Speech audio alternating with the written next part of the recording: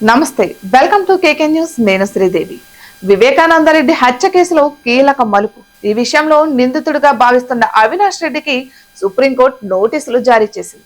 ఆయనతో పాటు మరో నిందితుడు దేవిరెడ్డి శివశంకర్ రెడ్డి కుమారుడు చైతన్య రెడ్డికి కూడా నోటీసులు పంపించింది. వైఎస్ సునీత పిటిషన్ పై విచారణలో భాగంగా అత్యున్నత న్యాయస్థానం ఈ నోటీసులు జారీ చేసింది. వైఎస్ వివేకానందరెడ్డి హత్య కేసులో చాలా మంది నిందితులను సిబిఐ అరెస్ట్ చేసింది. అందులో దస్తగిరి అనే నిందితుడు అప్రూవర్ గా మారారు. ఈ కేసులో నిందితుడిగా ఉన్న ఎంపీ అవినాష్ రెడ్డి ముందస్తు బెయిల్ రద్దు చేయాలని సునీత సుప్రీంకోర్టులో పిటిషన్ దాఖలు చేశారు. అయితే దీనిపై సుప్రీంకోర్టు స్పందించి నోటీసులు జారీ చేసింది. వైఎస్ అవినాష్ రెడ్డికి గతంలో బెయిల్ ఇచ్చిన సందర్భంలో హైకోర్టు పలు షరతులు విధించింది. దర్యాప్తును ప్రభావితం చేయకూడదని, సాక్షులను బెదిరించకూడదు అన్నది ప్రధాన షరతులు. అయితే వీటిని అవినాష్ రెడ్డి ఉల్లంఘించారని సునీత ఆరోపిస్తూ కోర్టును ఆశ్రయించారు.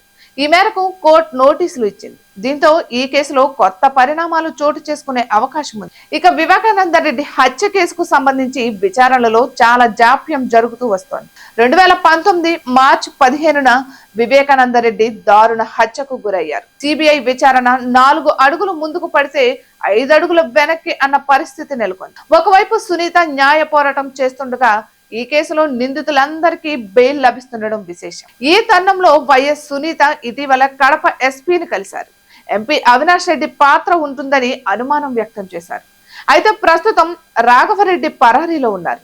ఆయన పట్టుబడితే మాత్రం ఎంపీ అవినాష్ రెడ్డి చుట్టూ ఉచ్చు బిగుసుకునే అవకాశం ఉంది.